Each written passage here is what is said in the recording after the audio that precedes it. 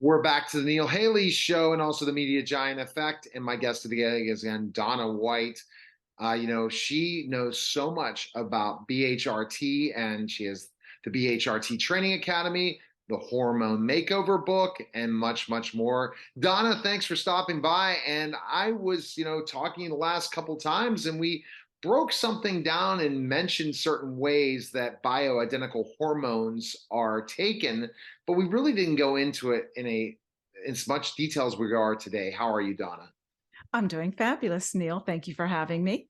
Absolutely. So, thinking about this again, we're going to talk about bioidentical hormones and the different ways you can administer them, and basically the pros and cons to both. So, let's kind of get into that. Let's do, because it gets kind of confusing. So, whether you call it delivery system, dosing form, or route of administration, it's like you said, how do you take bioidentical hormones? Whether you're a woman wanting to replace or manage her hormones, or a man that wants testosterone replacement therapy. So, bioidentical hormones come in creams, topical creams that you apply either to the vaginal area or the arms or the legs, or patches such as estradiol or estrogen patches. There are pellets that you insert just up under beneath the skin and on the buttocks. There are some oral forms and there are injectable forms. So each of these dosing forms, delivery systems, however you want to say it, have pros and cons. And that's interesting when you talk about there's pros and cons to each one of them, because you have been on bioidentical hormones for so many years. So 30 you 30 years. years. So you understand a little bit of, you've tried it all, right? It sounds like. I have tried almost every type of delivery system. And this is where it's really important that practitioners that are learning to prescribe bioidentical hormones learn all of the different dosing forms, because each patient should be allowed to have some input or some choice into what delivery system they want or how they want to take their hormones. So, especially women love options. So, the choices, as I said, are creams, patches, pills, injectables, or pellets. So creams are very simple to use. That's one of their advantages. And if you have to adjust the dosing amount or the milligrams that the person is taking, it's very easy to make a change. So creams are very easy to use. If for some reason the level is too much, you just stop using the cream and the levels drop down. So creams are convenient. They're easy to adjust. Creams are also convenient in that you can mix more than one hormone together. You can have a compounding pharmacist mix up the estrogens, the testosterone, progesterone, all in one cream, or you can put as many hormones or as much in terms of milligrams as you want. And it's very, very personalized to each particular patient. So that's creams. Now, there are also patches, and as long as it is bioidentical, estradiol, that's one of the estrogens, the estrogen patch is a very good form of estrogen to use. And the advantage to an estrogen patch is that it's very sustained release. So it's very, very effective for eliminating or addressing symptoms of low estrogen. That's those menopausal symptoms like hot flashes and inability to sleep. So that's an advantage for using an estradiol patch. Another common form of bioidentical hormone replacement therapy is pellet therapy. Pellets are Some people love pellets. Some people don't prefer pellets. My suggestion is if you are a provider, again, learn every dosing form so you're very proficient in all of those. But pellet therapy lasts a long time.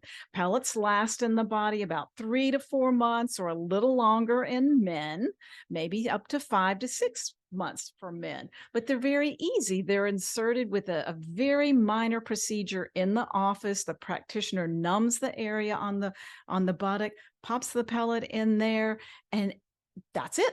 That's all you do. So you don't have to apply or take anything. So it's convenient. However, if the provider overdoses or there's a sensitivity, you can't take that pellet out. So it's in there until the body slowly metabolizes it over time. Pellets are very effective. Men love pellets. They don't have to do anything. Women typically love testosterone pellets. You just have to be careful if you're a perimenopausal woman still not through cycling. Estrogen pellets might trigger some bleeding. So your provider really needs to know what they're doing to prescribe an estrogen pellet. Then there are injectable hormones. Injectable hormones, like testosterone replacement for men, is administered IM or intramuscularly or subcutaneous. More and more providers are using subcutaneous, which basically you just pinch an inch in your tummy and inject it. But here's something that's very important about injectable hormones.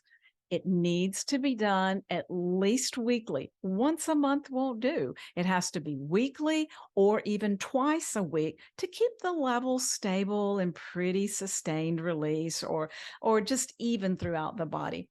There are now some providers that are using injectable testosterone, teeny tiny doses for women and some injectable estrogen. It's not as popular, but it is doable. Now, lastly, there are oral hormones. That's when you have to be very careful in your decision-making process. When we swallow hormones, they're going through something called first-pass metabolism. So 90% of any hormone, even bioidentical, is converted to a metabolite. It's a big deal. Metabolites are important. So estrogen, if you take or swallow oral estrogen, it gets converted to metabolites that can trigger binding situations or binding proteins that can trigger increased stroke risk. We never want to take oral bioidentical estrogen. On the other hand, oral progesterone, its metabolites, here's the side effects: drowsiness, anti-anxiety. Is that a side effect that some women want? Yes, absolutely. So the bottom line is no oral estrogen, yes to oral progesterone. If you can use topical progesterone as well, but no to oral estrogen, yes to oral progesterone, but then testosterone, never oral. Side effects with oral testosterone. So that's another one we don't want to use orally. DHEA, you can take topically or orally. Either one is okay to use. This is such great information because it's people finally are finding out there's other options. You're speaking again to people that are considering BHRT treatment, and then the providers that need to learn all the methods. Because I'm Yes. sure, Donna, when you shop around to look at who the provider you're going to use to get the treatment, if they're not able to do all the different things, that's kind of a turnoff for you. And you've talked to It other is a people that are. limitation. It's a limitation if the provider doesn't know all of the different delivery systems or dosing forms to use for the patient. And you hear some of them, and some people aren't fans of needles, right? And some people might just say, I'd rather go ahead and have the pellets that won't be as Mhm. painful and different things. Do you feel, but most of them aren't painful. It just depends on how you feel. Like if you are a busy person, you might as well do pellets versus creams, right? Because creams are taking the time to have to do it yourself. What You about are injectables? The question for injectables, do you inject them yourself or you go to the doctor and they do the injectables for you? When patients are taking injectable forms of bioidentical hormones, typically they're taught to do it themselves instead of having to go into their practitioner's office. Okay. That's just always the fear of needles. You think about those things, but it's all worth it. No pain, no gain, right? In health, right? Yes, and their partner can inject on their behalf, especially if you're going to inject in the buttocks. It helps to have a partner to do that for you. But it's important when deciding which delivery system to use. There are things that you want to consider. Yes, you might consider convenience. You might consider affordability. Pellets are the most expensive. Injectables and creams are less expensive. So we might consider convenience, or which is in the best interest based on the patient's health or menstrual status. Maybe the woman is perimenopausal or skipping some cycles. So there's a number of factors to consider when deciding which dosing form is best. So it's individualized, just like bioidentical hormone replacement therapy. It's custom to each person's needs, histories, goals. It's very customizable therapy. It seems like it's definitely customizable therapy, and it gives you so many different options. And you have information for people, right, to learn more about those, right, and stuff that people can check out information on you, right? Read your book for sure. I'm sure you talk about things, and then also on your website, right? Absolutely. And we love training providers in how to prescribe these bioidentical hormones. That's one of the things we specialize in. And yes, we're very adamant that people need to be educated and understand their options because hormones are confusing. They just are. There's a lot of misinformation. So we think that, or I believe that the more educated you are as a patient, the better able you're to make wise decisions in regard to your health. And you should be able to make some decisions in regard to your health along with your provider. And the best place to go again is bhrttrainingacademy.com, and also your website. What is your website as well, Donna? It's Donna White. Yeah. Thehormonemakeover.com. It's being set up as we speak.